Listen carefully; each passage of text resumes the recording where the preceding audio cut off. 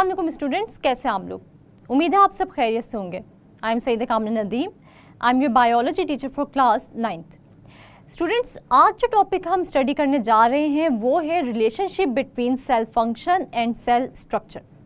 इस टॉपिक में हम डिफरेंट एग्जाम्पल्स को डिस्कस करेंगे। तो अपने टॉपिक को स्टार्ट करने के लिए हम चलते हैं वाइट बोर्ड की तरफ। स्टूडेंट्स, आज हम पढ़ने जा रहे हैं relationship between cell function and cell structure. ये टॉपिक हम इसके अंदर जो है वो डिफरेंट एग्जाम्पल्स पढ़ेंगे, जिससे ये बात प्रूव हो जाएगी कि किसी भी सेल का जो फंक्शन होता है वो किस तरह उसके स्ट्रक्चर से जो है वो रिलेट करता है। तो हम यहाँ पर देखते हैं रिलेशनशिप बिटवीन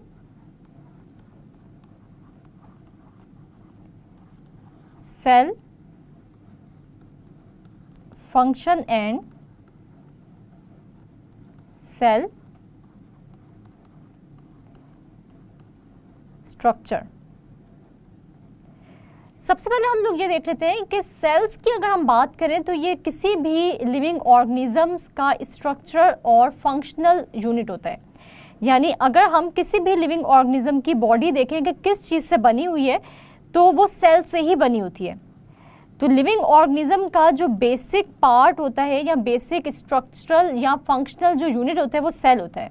हम यूँ कह सकते हैं कि लिविंग ऑर्गेनिजम्स का जो स्ट्रक्चरल और फंक्शनल यूनिट है वो क्या है? वो सेल है।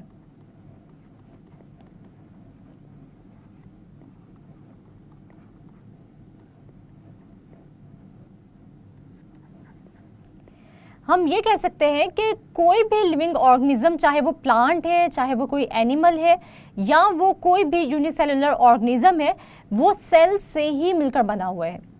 हम ये देखते हैं कि कुछ ऑर्गेनिजम्स हैं जो कि सिर्फ और सिर्फ एक सेल से मिलकर बने हुए हैं, लेकिन कुछ ऐसे ऑर्गेनिजम्स होते हैं जो कि बहुत सारे सेल से मिलकर बने होते हैं। और वो ऑर्गेनिजम्स जो कि सिर्फ और सिर्फ एक सेल से ही बने हुए हैं, उनको हम कहते हैं यूनिसेलुलर ऑर्गेनिज्म। तो आप लोगों को पता है कि यूनिसेलुलर ऑर्गेनिजम्स वो ऑर्गेनिजम्स होते हैं जो कि सिर्फ और सिर्फ एक सेल से ही बने होते हैं, यानी वन सेल्ड होते हैं ये। और अगर हम मल्टी सेलुलर ऑर्गेनिजम्स की बात करें तो ये वो ऑर्गेनिजम्स होते हैं जो कि बहुत सारे सेल से मिलकर बने होते हैं, यानी इनकी बॉडीज़ जो है वो बहुत सारे सेल से मिलकर बनी होती हैं। और ये कितने सेल्स होते हैं? ये billions and trillions of cells होते हैं।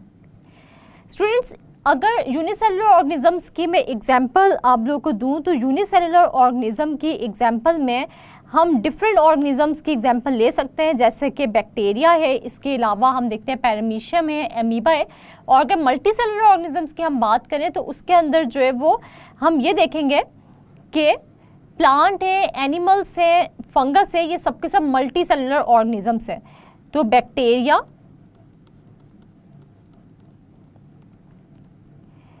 एमीबा,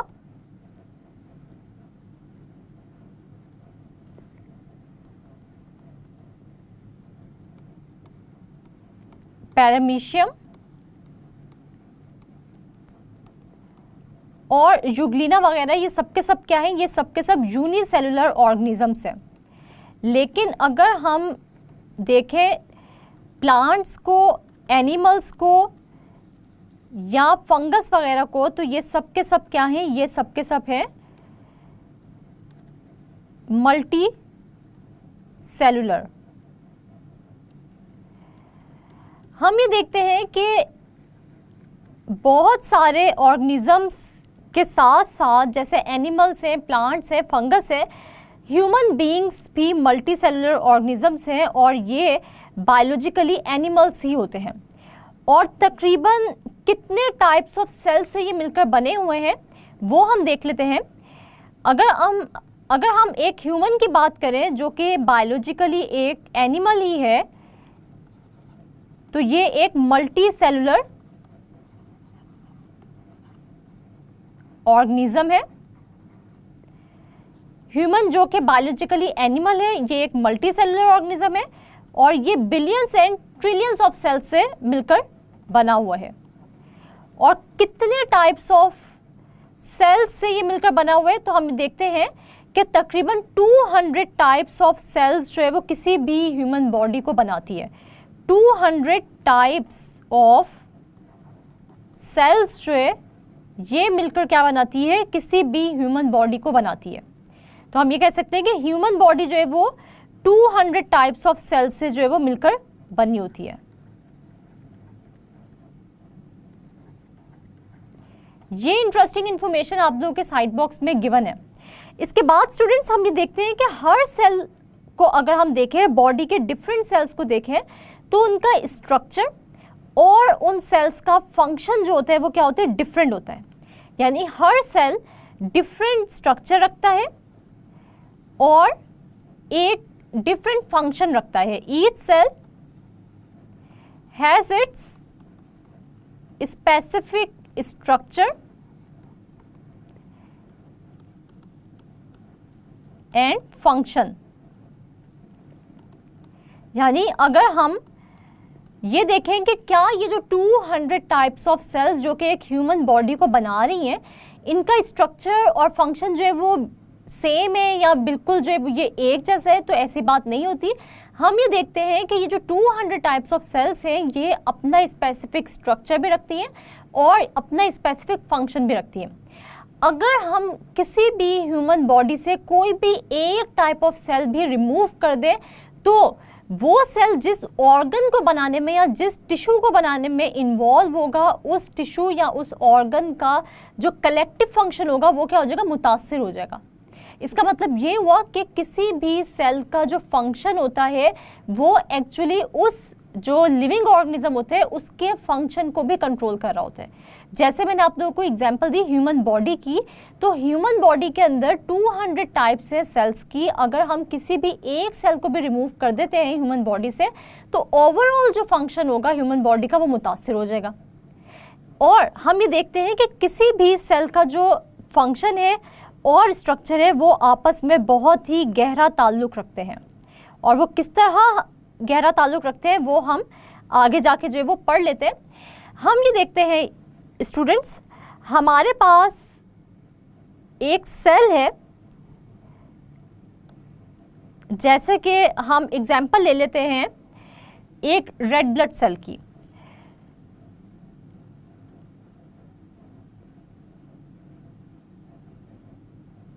स्टूडेंट्स, हमारे पास जो रिलेशनशिप है सेल स्ट्रक्चर का और फंक्शन का, इसको हम लोग जो है वो डिफरेंट एग्जाम्पल से जो है वो जस्टिफाई करेंगे कि किस तरह किसी भी सेल का स्ट्रक्चर और फंक्शन आपस में जो है वो रिलेट करता है। तो सबसे पहले हम लोग जो हेडिंग देने जा रहे हैं वो है हमारे पास किसी भी सेल का साइज और उस सेल की शेप किस तरह इफेक्ट करती है उसके फंक्शन को। तो इसके अंदर जो हमारे पास पहली एग्जांपल है वो है हमारे पास रेड ब्लड सेल्स की। स्टूडेंट्स, अगर हम रेड ब्लड सेल्स को देखें तो आप लोगों को पता है कि रेड ब्लड सेल्स जो हैं वो क्या शेप रखते हैं, वो शेप रखते हैं राउंड। यानी red blood cells are round in shape. और इनकी शेप जो है वो राउंड क्यों होती है, क्योंकि इनका एक बहुत ही इम्पॉर्टेंट फंक्शन है और वो फंक्शन ये है कि ये अपने अंदर इनक्लोज करते हैं हीमोग्लोबिन प्रोटीन को। और हीमोग्लोबिन प्रोटीन जो है ये किस शेप की होती है, ये भी असल में राउंड या ग्लोब्यूलर शेप की ही होती है। तो हम ये देखते हैं कि red blood sales round in shape है और इनका अगर रेड ब्लड सेल्स का हम फंक्शन देखें तो ये अपने अंदर इनक्लोज कर रहा है किसको, ये इनक्लोज कर रहा है हीमोग्लोबिन प्रोटीन को। Enclose red blood sales enclose haemoglobin protein. और ये हीमोग्लोबिन प्रोटीन जो है वो इन रेड ब्लड सेल्स में आसानी से किस तरह जो है वो पैक हो जाती है या इनक्लोज हो जाती है या इनके अंदर जो है वो आराम से रहती है। तो वो क्यों रहती है, क्योंकि इस हीमोग्लोबिन प्रोटीन की जो शेप है वो भी क्या है, ग्लोब्यूलर है। या हम यूँ कह सकते हैं कि हीमोग्लोबिन प्रोटीन की शेप भी राउंड है, यानी ग्लोब लाइक है, ग्लोब्यूलर ये शेप रखते हैं हीमोग्लोबिन प्रोटीन। आप लोग को स्टूडेंट्स पता है कि हीमोग्लोबिन प्रोटीन की अगर हम लोग बात करें तो हीमोग्लोबिन प्रोटीन के दो फंक्शंस होते हैं। रेड ब्लड सेल्स में हीमोग्लोबिन प्रोटीन होती है, जैसे मैंने आप लोगों को बताया। तो हीमोग्लोबिन प्रोटीन को भी हम देख लेते हैं कि हीमोग्लोबिन प्रोटीन जो होती है उसका क्या फंक्शन होता है रेड ब्लड सेल्स में। तो इसका ये रोल होता है कि एक तो ये रेड कलर देती है रेड ब्लड सेल्स को, give red colour to red blood cells, RBCs को जो ये रेड कलर देती है। और साथ ही साथ ये हीमोग्लोबिन प्रोटीन जो है वो क्या करती है, कैरी करती है ऑक्सीजन को, कैरी ऑक्सीजन। तो हीमोग्लोबिन प्रोटीन्स जो होती हैं वो क्या काम करती है, एक तो ये कलर देती है red to the red blood cells और ये कैरी करेगी ऑक्सीजन, ठीक है। और हम ये देख लेते हैं कि हमारे पास जो है वो रेड ब्लड सेल्स मौजूद भी हैं। और ये रेड ब्लड सेल्स मैं आप लोगों को दिखा देती हूँ कि ये किस शेप के होते हैं। ये होते हैं राउंड शेप के, जैसे मैंने आप लोगों को बताया भी है।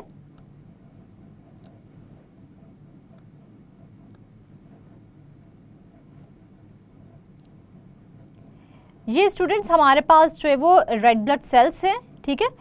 ये रेड ब्लड सेल्स आप लोगों को नज़र आ रहे हैं जो कि किस शेप के आपको नज़र आ रहे हैं, राउंड शेप के नज़र आ रहे हैं, ठीक है। ये हमारे पास क्या है, ये रेड ब्लड सेल्स हैं और इनकी शेप क्या है, राउंड है। और इनकी शेप जो है वो राउंड क्यों है, क्योंकि हम ये देखते हैं कि ये अपने अंदर ग्लोब्यूलर प्रोटीन हीमोग्लोबिन को क्या करते हैं, इनक्लोज करते हैं। इसके बाद स्टूडेंट्स हम लोग आ जाते हैं अपनी नेक्स्ट एग्जाम्पल की तरफ कि किस तरह किसी भी सेल का जो स्ट्रक्चर होता है वो उसके फंक्शन से ही रिलेट करता है। और इसके अंदर हम लोग जो इसको हम लोग जो पढ़ रहे हैं वो क्या है, शेप एंड साइज की हेडिंग के अंदर हम ये पढ़ रहे हैं एग्जाम्पल्स। इसके अंदर स्टूडेंट्स आपके पास एक और एग्जाम्पल भी है और वो एग्जाम्पल है नर्व सेल्स की। अगर हम लोग नर्व सेल्स की बात करें तो नर्व सेल्स का फंक्शन क्या होता है, नर्व सेल्स जो है वो क्या करेंगे, कैरी करेंगे नर्व इम्पल्सिस को। स्टूडेंट्स हम नर्व सेल्स की एग्जांपल ले लेते हैं कि ये किस साइज या किस शेप के होते हैं, ये लॉन्गर होते हैं। और हम ये देखते हैं कि नर्व सेल्स जो है ये वायर लाइक होते हैं। जिस तरह वायर जो है वो क्या करती है, कैरी करती है या ट्रांसमिट करती है इलेक्ट्रिक करंट को, इसी तरह ये जो नर्व सेल्स हैं ये लंबे क्यों होते हैं या ये वायर लाइक या ये जो है वो ट्यूब लाइक क्यों होते हैं, क्योंकि इनका काम भी ट्रांसमिशन होता है। और किस चीज़ की ये ट्रांसमिशन करते हैं, यानी किस चीज़ को ये कैरी करेंगे, ट्रांसमिट करेंगे, एक जगह से दूसरी जगह पहुंचाएंगे। तो इनका फंक्शन है ये ट्रांसमिट करेंगे नर्व इम्पल्सिस को, हमारे मैसेजेस को। ये ट्रांसमिट करेंगे किसको, नर्व इम्पल्सिस को, from one part of a body to the other part of a body. Transmit nerve impulses throughout the body. हमारे पूरी बॉडी में जो हमारे मैसेजेस होते हैं नर्व इम्पल्सिस के फॉर्म में, कौन जो है वो एक जगह से या एक पार्ट से दूसरे पार्ट में या ब्रेन से स्पाइनल कॉर्ड और स्पाइनल कॉर्ड से टारगेटेड ऑर्गन्स तक लेके आता है। तो ये मैसेजेस या ये नर्व इम्पल्सिस जो है ये नर्व सेल्स ही कैरी करते हैं। और ये क्यों होता है, ये पॉसिबल, ये फंक्शन क्यों होता है, क्योंकि इन नर्व सेल्स की जो शेप होती है और जो इनकी लेंथ होती है वो क्या होती है, लॉन्गर होती है, वायर लाइक होती है। इसके बाद स्टूडेंट्स हमारे पास जो है वो मैं आपको एक नर्व सेल भी दिखा देती हूँ। यह हमारे पास न्यूरॉन की एक तस्वीर भी मौजूद है। ये मैं आपको डायग्राम रिप्रेजेंटेशन भी कर देती हूँ कि आपको जो नर्व सेल है, न्यूरॉन है, ये आपको किस तरह का दिखाई देगा।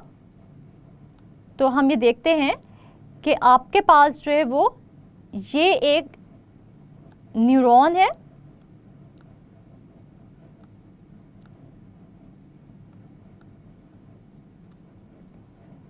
जो कि क्या करता है, नर्व इम्पल्स को या हमारे मैसेजेस को नर्व इम्पल्सिस के फॉर्म में कैरी करता है। ये स्टूडेंट्स हमारे पास क्या है, नर्व सेल है जो कि क्या काम करेगा, ये करेगा किसी भी ये क्या करेगा, ये किसी भी मैसेज को, ये हमारे डिफरेंट मैसेजेस को नर्व इम्पल्सेस की फॉर्म में हमारे बॉडी में क्या करेगा, ट्रांसमिट करेगा, ठीक है। उसके बाद स्टूडेंट्स हम ये देख लेते हैं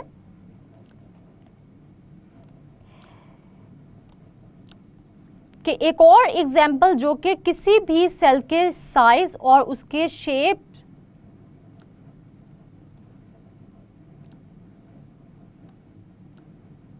स्टूडेंट्स, अब हम एग्जाम्पल ले लेते हैं जाइलम सेल्स की। जाइलम सेल्स वो सेल्स होते हैं जो कि प्लांट्स में पाए जाते हैं, और हम ये देखते हैं अगर हम इनकी शेप देखें तो ये क्या होते हैं, ट्यूब लाइक होते हैं। इनकी अगर हम शेप देखें तो ये क्या होते हैं, ऐसे सेल्स होते हैं, जाइलम सेल्स ऐसे सेल्स होते हैं जो कि क्या होंगे, ट्यूब लाइक होंगे। और ये ट्यूब लाइक क्यों होंगे, इनका फंक्शन जो है वो इनके स्ट्रक्चर से ही रिलेट करता है। ये ट्यूब लाइक होते हैं, और ये ट्यूब लाइक क्यों होते हैं, क्योंकि इनका फंक्शन जो है वो क्या होता है, कंडक्शन होता है। किसी भी वाटर या सॉल्ट्स को प्लांट के डिफरेंट पार्ट्स में कंडक्ट करने का जो फंक्शन है वो क्या होता है, जाइलम सेल्स का होता है। तो हम देख लेते हैं कि फंक्शन ऑफ जाइलम सेल्स क्या है।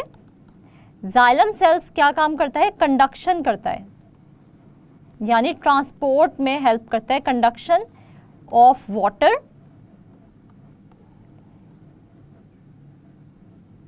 And salts from roots to plant parts, यानी डिफरेंट जो प्लांट पार्ट्स होंगे जैसे स्टेम्स हैं या फिर जो है वो लीव्स हैं, वहाँ तक जो है वो हम लोग देखते हैं कि रूट से क्या होगा, ये जाइलम सेल्स जो है वो क्या करेंगे, सबसे पहले रूट्स जो है वो एब्जॉर्ब करेंगी सॉइल से वाटर को और सॉल्ट्स को, और फिर ये वाटर और सॉल्ट जो है वो डिफरेंट प्लांट पार्ट्स तक कैसे पहुंचेंगे, वो पहुंचेंगे इन ट्यूब लाइक स्ट्रक्चर्स के थ्रू, जिनको हम लोग क्या नाम दे रहे हैं, इनको हम लोग नाम दे रहे हैं जाइलम सेल्स का। तो जाइलम सेल्स जो है वो ट्यूब लाइक क्यों होते हैं, क्योंकि इन्होंने कंडक्शन करनी होती है, ट्रांसपोर्टेशन करनी होती है वाटर की और सॉल्ट्स की। स्टूडेंट्स, इसका मतलब ये हुआ कि किसी भी सेल का साइज और फंक्शन जो होता है वो क्या करता है, आपस में रिलेट करता है। जैसे मैंने आप लोगों को एग्जांपल्स के थ्रू बताया कि सेल का साइज या शेप जो होती है उसके फंक्शन पे ही डिपेंड करती है। जैसा उसका फंक्शन होगा उसका साइज और शेप भी उससे मिलती जुलती ही होगी। जैसे कि हमने एग्जांपल्स पढ़ी कि हमने देखा कि नर्व सेल जैसे वायर लाइक होता है या लेंथ में जो है वो क्या होता है, लॉन्गर होता है, जिसकी वजह से ये नर्व इम्पल्सिस को क्या करते हैं, ट्रांसमिट करते हैं थ्रू आउट द बॉडी। इसी तरह जाइलम सेल्स के एग्जांपल हमने देखी प्लांट्स में जो कि ट्यूब लाइक होते हैं और ये क्या करते हैं, कंडक्शन करते हैं वाटर की और सॉल्ट्स की। इसी तरह रेड ब्लड सेल्स ग्लोब्यूलर हैं, तो ये यहाँ पे राउंड इन शेप है, तो ये ग्लोब्यूलर प्रोटीन हीमोग्लोबिन को अपने अंदर क्या करते हैं, इनक्लोज करते हैं। इसके बाद स्टूडेंट्स हमारे पास जो नेक्स्ट हेडिंग है जो हम पढ़ने जा रहे हैं वो क्या है, हमारे पास वो है surface area to volume ratio. Surface area to volume ratio. Students, हम ये देखते हैं कि अगर आपके पास एक रूट है, यानी एक सिंगल किसी भी ट्री को आप ले लें और आपके पास रूट है एक जगह, और दूसरा जो प्लांट या ट्री है हमारे पास, हम यूँ कर लेते हैं कि यहाँ पर मैं कह देती हूँ कि ये हमारे पास ट्री 1 है, यानी एक आपके पास दरख्त है जिसके पास आप इस दरख्त के अंदर जो है वो आपको रूट नज़र आ रही है। अब हमारे पास ट्री 2 है, यानी कि दूसरा दरख्त है, और यहाँ पर आपको जो है वो एक ऐसी रूट नज़र आ रही है जिसके ऊपर रूट हेयर भी मौजूद है। रूट के साथ साथ हम देखते हैं कि रूट हेयर भी मौजूद है।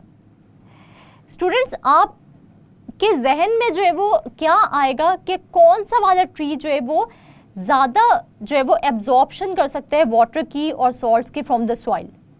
तो स्टूडेंट्स, हम अगर यहाँ पर ड्रॉ करें एक रूट और एक ऐसी रूट जो कि रूट हेयर भी रखती है, ये दोनों रूट्स मैं आपको ड्रॉ करके दिखाती हूँ कि सपोज करें आपके पास एक रूट है जो कि सॉइल के अंदर प्रेजेंट है, और आपके पास ये रूट है, ये भी सॉइल के अंदर प्रेजेंट है, और हम ये देखते हैं कि इस रूट के ऊपर रूट हेयर भी आपको नजर आ रहे हैं, यानी छोटे छोटे से स्मॉल थ्रेड लाइक स्ट्रक्चर्स भी आपको जो है वो नजर आ रहे हैं, जिनको हम लोग क्या नाम दे रहे हैं, हम दे रहे हैं नाम रूट हेयर का। ये रूट्स की ही आउटग्रोथ्स हैं जो कि हेयर लाइक प्रोजेक्शंस आपको नजर आ रही हैं। आप अगर इन दोनों रूट्स को देखें, ये रूट है और ये रूट है with root hair, root with root hairs, आपके जहन में क्या आएगा कि एब्जॉर्प्शन ऑफ वाटर और सॉल्ट्स फ्रॉम द सॉइल जो है ये अकेली रूट जो है वो ज़्यादा एब्जॉर्प्शन करेगी सॉइल से वाटर या सॉल्ट्स की, या फिर ये रूट विथ रूट हेयर्स जो है वो ज़्यादा एब्जॉर्प्शन कर सकती है वाटर और सॉल्ट्स की फ्रॉम द सॉइल। तो जो स्टूडेंट्स ये सोच रहे हैं कि ये अकेली रूट जो है ये ज़्यादा एब्जॉर्प्शन कर सकती है, तो ऐसी बात नहीं है, बल्कि हम ये देखते हैं कि वो स्टूडेंट्स जो कि ये सोच रहे हैं कि ये रूट जो कि रूट हेयर्स के साथ मौजूद है, यानी इनके अंदर जो है वो ऐसी आउटग्रोथ्स भी मौजूद है जो कि रूट्स की ही आउटग्रोथ्स है, जिनको हम लोग रूट हेयर का नाम दे रहे हैं, तो ये root with the root hairs जो है ज़्यादा एब्जॉर्प्शन करेगी। क्योंकि हम ये देखते हैं कि अगर हम इस रूट को देखें तो इसका surface area to volume ratio क्या है, कम है, लेकिन अगर हम ये देखें कि इसका surface area to volume ratio क्या है, ज़्यादा है, इसके पास ज़्यादा सरफेस है for the absorption of water and salts from the soil. लेकिन अगर हम इस रूट को देखें तो इसके पास सरफेस एरिया जो है वो क्या है, कम है एब्जॉर्प्शन का।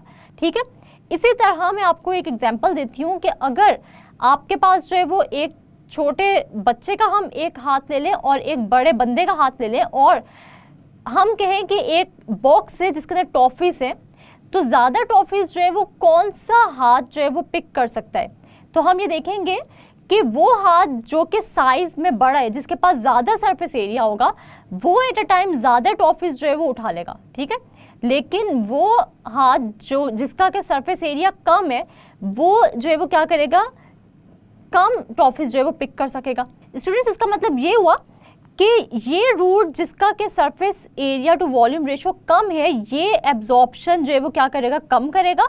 लेकिन हम देखते हैं कि ये रूट विथ रूट हेयर्स, क्योंकि इसका अब सरफेस एरिया क्या है, ज़्यादा है for the absorption of water and salts, तो ये क्या करेगा, ये वाटर और सॉल्ट्स को ज़्यादा एब्जॉर्ब कर सकेगा क्योंकि इसका सरफेस एरिया ज़्यादा है। तो इसका मतलब ये हुआ कि किसी भी सेल का जो surface area to volume ratio होता है वो भी उसके फंक्शन के साथ क्या करता है, रिलेट करता है।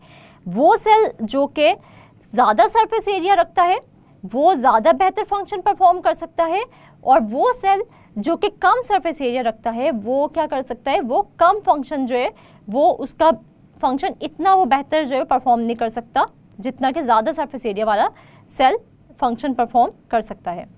इसके बाद स्टूडेंट्स हम अपनी तीसरी एग्जाम्पल की तरफ आ जाते हैं, जो कि आपके पास क्या है, हम देखते हैं कि किसी भी ऑर्गेनेल की एब्सेंस या प्रेजेंस और एब्सेंस ऑफ ऑर्गेनेल्स। स्टूडेंट्स, अब हम जो हेडिंग पढ़ रहे हैं वो है प्रेजेंस और एब्सेंस ऑफ ऑर्गेनेल्स, यानी किसी भी सेल में मौजूद जो ऑर्गेनेल्स होंगे उनसे भी हमें अंदाज़ा हो जाएगा कि इस सेल का क्या फंक्शन है। जैसे कि हमारी बॉडी में वो सेल्स जो कि सेक्रीशंस में इन्वॉल्व होते हैं, उनमें आपको ज़्यादा कॉम्प्लेक्स एंडोप्लाज्मिक रेटिकुलम और गोल्जी अपरेटस नजर आएंगे। Cells involve in secretions have more complex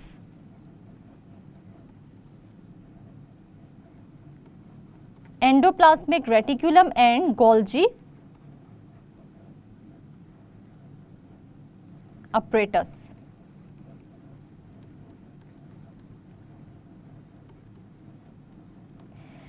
तो वो हमारी बॉडी के सेल्स जिनका काम सेक्रीशन प्रोड्यूस करना है, तो उनमें आपको जो है वो क्या होगा, कॉम्प्लेक्स जो है वो एंडोप्लाज्मिक रेटिकुलम और गोल्जी अपरेटस नजर आएंगे। इसके एग्जांपल्स हम ले लेते हैं।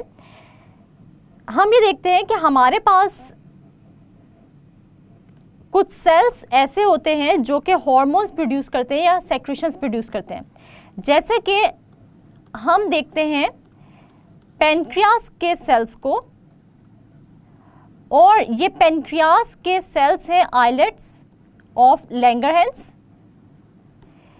इन सेल्स का क्या फंक्शन होता है? इन सेल्स का फंक्शन होता है इंसुलिन प्रोड्यूस करना, और इंसुलिन एक हार्मोन है या एक सेक्रेशन जिसको हम कह सकते हैं।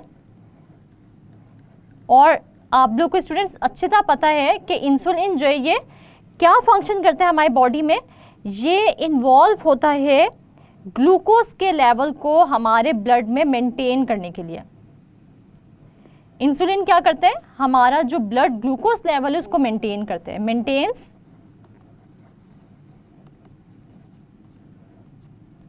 The blood glucose level.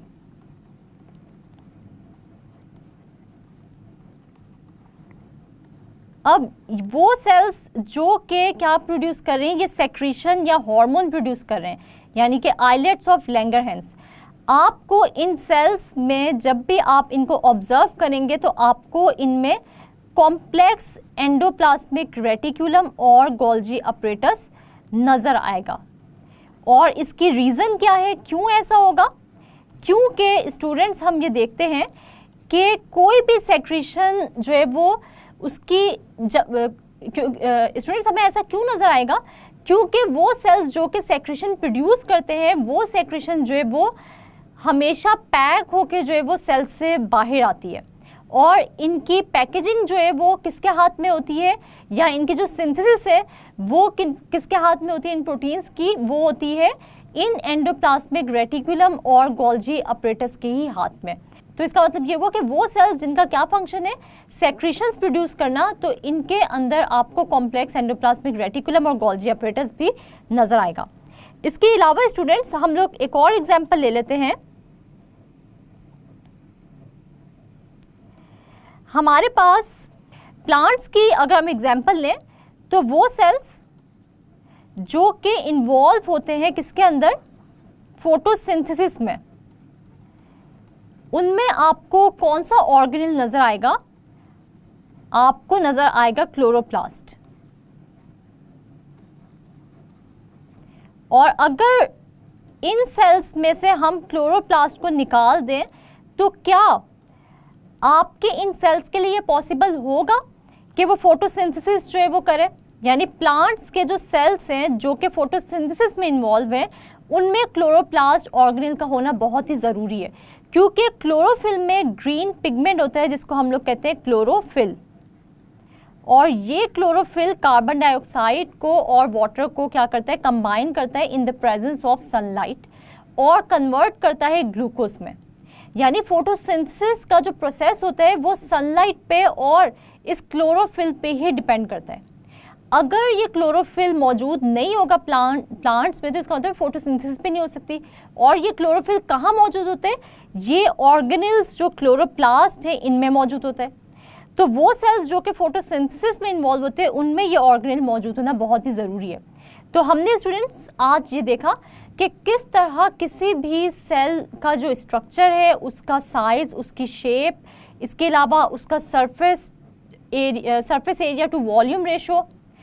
तो स्टूडेंट्स आज हमने ये देखा कि किसी भी सेल का साइज़, उसकी शेप, उसका surface area to volume ratio, उसका जो प्रेजेंस और एब्सेंस ऑफ ऑर्गेनेल्स हैं, किस तरह वो इफ़ेक्ट कर रहे हैं उसके फंक्शन पे, या किस तरह किसी भी सेल का स्ट्रक्चर जो है वो रिलेट करता है उसके फंक्शन से। यहाँ से आपको बहुत सारे शॉर्ट क्वेश्चंस जो है वो पूछे जा सकते हैं। तो आपको आज के टॉपिक की समझ आई है या नहीं, इसके लिए मैं आप लोगों से एक छोटा सा क्विज़ लेती हूँ, और इस क्विज़ में मैं आप लोगों से वो क्वेश्चंस करूँगी जो कि एग्ज़ाम पॉइंट ऑफ व्यू से बहुत ही इम्पॉर्टेंट है।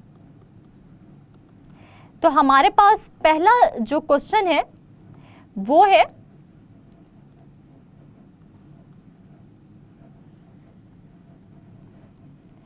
साइड बॉक्स से। तो स्टूडेंट्स हमारे पास जो पहला क्वेश्चन है वो है साइड बॉक्स से, how many types of cells are present in human body. ये आपसे जो है वो MCQ में भी पूछा जा सकता है, तो आप लोगों को पता होना चाहिए कि कितने सेल्स जो है वो उनके टाइप्स जो है वो प्रेजेंट होती है ह्यूमन बॉडी में। तो हम लोग देखते हैं तकरीबन 200 types of cells are present in human body. इसके बाद स्टूडेंट्स हमारे पास जो नेक्स्ट क्वेश्चन है वो है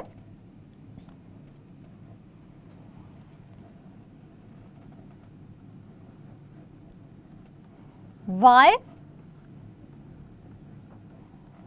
nerve cells are longer। तो आप लोगों को पता है कि नर्व सेल्स जो है वो लॉन्गर क्यों होती हैं, क्योंकि इनका फंक्शन ही ऐसा होता है कि ये ट्रांसमिट करती हैं नर्व इम्पल्सिस को। इसकी हमने डिटेल जो है वो अपने लेक्चर में समझ ली है। इसके बाद हमारे पास थर्ड क्वेश्चन जो यहाँ से आ सकता है वो है which organelle is involved in photosynthesis। Photosynthesis में जो है वो कौन सी ऑर्गेनेल जो है वो इन्वॉल्व होती है। तो हमें पता है कि फोटोसिंथेसिस को अगर हम देखें कि उसमें कौन सा ऑर्गेनेल जो है वो इन्वॉल्व होता है और वो क्यों इन्वॉल्व होता है, तो हम देखते हैं क्लोरोप्लास्ट जो है ये इन्वॉल्व होता है फोटोसिंथेसिस में, क्योंकि क्लोरोप्लास्ट में मौजूद होता है ग्रीन पिगमेंट क्लोरोफिल, जो कि फोटोसिंथेसिस में एक बहुत ही अहम रोल प्ले करता है। इसके बाद स्टूडेंट्स हमारे पास यहाँ से एक और शॉर्ट क्वेश्चन जो है वो आ सकता है, जो कि हम देख लेते हैं। तो हमारे पास फोर्थ जो क्वेश्चन है वो क्या है, हमारे पास फोर्थ शॉर्ट क्वेश्चन की अगर हम बात करें तो हम देखते हैं why xylem cells are tube like. Tube like xylem cells क्यों होते हैं, क्योंकि जाइलम सेल्स का फंक्शन होता है कंडक्शन करना वाटर और सॉल्ट्स की, यानी ट्रांसपोर्टेशन करना वाटर और सॉल्ट्स की। वाटर को हम देखते हैं रूट्स एब्जॉर्ब करती हैं सॉइल से, वाटर को और सॉल्ट्स को रूट्स एब्जॉर्ब करती हैं सॉइल से, और फिर ये जाइलम सेल्स जो होते हैं ये फर्दर आगे जो है क्या करते हैं, कंडक्ट करते हैं वाटर को और सॉल्ट्स को through out the plant body. Students ये शॉर्ट क्वेश्चंस हैं जो कि आप लोगों से पूछे जा सकते हैं इस टॉपिक से रिलेटेड। तो आपने जो है वो करना क्या है, एक छोटी सी एक्टिविटी परफॉर्म करनी है कि ये शॉर्ट क्वेश्चंस आपने जो है वो क्या करना है, रजिस्टर पे नोट डाउन करने हैं और इनके आंसर्स आप लोगों ने जो है वो लिखने हैं। लेकिन उससे पहले आपने इस टॉपिक को एक दफ़ा जो है वो रिवाइज कर लेना है एक दफ़ा। स्टूडेंट्स ये शॉर्ट क्वेश्चंस हैं जो कि आप लोगों से पूछे जा सकते हैं इस टॉपिक से रिलेटेड। तो आपने जो है वो करना क्या है, एक छोटी सी एक्टिविटी परफॉर्म करनी है कि ये शॉर्ट क्वेश्चंस आपने जो है वो क्या करना है, रजिस्टर पे नोट डाउन करने हैं और इनके आंसर्स आप लोगों ने जो है वो लिखने हैं। लेकिन उससे पहले आपने इस टॉपिक को एक दफ़ा जो है वो रिवाइज कर लेना है, एक दफ़ा याद कर लेना है, और फिर आपने ये क्विज़ जो है इसकी रिटर्न प्रैक्टिस कर लेनी है। मुझे उम्मीद है कि आप मेरी इंस्ट्रक्शंस को ज़रूर फॉलो करेंगे और इस क्विज़ की रिटर्न प्रैक्टिस करेंगे। जी स्टूडेंट्स, तो आज हमने पढ़ा topic relationship between cell function and cell structure. हमने ये देखा कि किस तरह सेल का साइज, सेल की शेप, इस सेल का surface area to volume ratio और सेल में कौन से ऑर्गेनेल्स प्रेजेंट हैं या एब्सेंट है, ये सारे के सारे फैक्टर्स किस तरह किसी भी सेल के फंक्शन के साथ रिलेट करते हैं और किस तरह ये सेल के फंक्शन को अफेक्ट करते हैं। इसके अंदर हमने डिफरेंट एग्जाम्पल्स को डिस्कस किया। साथ ही साथ मैंने आप लोगों से एक छोटा सा क्विज़ लिया और आपको एक एक्टिविटी दी कि आपने इस क्विज़ की रिटर्न प्रैक्टिस करनी है। मुझे उम्मीद है आप लोग को आज के लेक्चर की अच्छे से समझ आ गई होगी। नेक्स्ट लेक्चर तक के लिए अपना बहुत सारा ख्याल रखिएगा और मुझे दुआओं में याद रखिएगा। अल्लाह हाफ़िज़।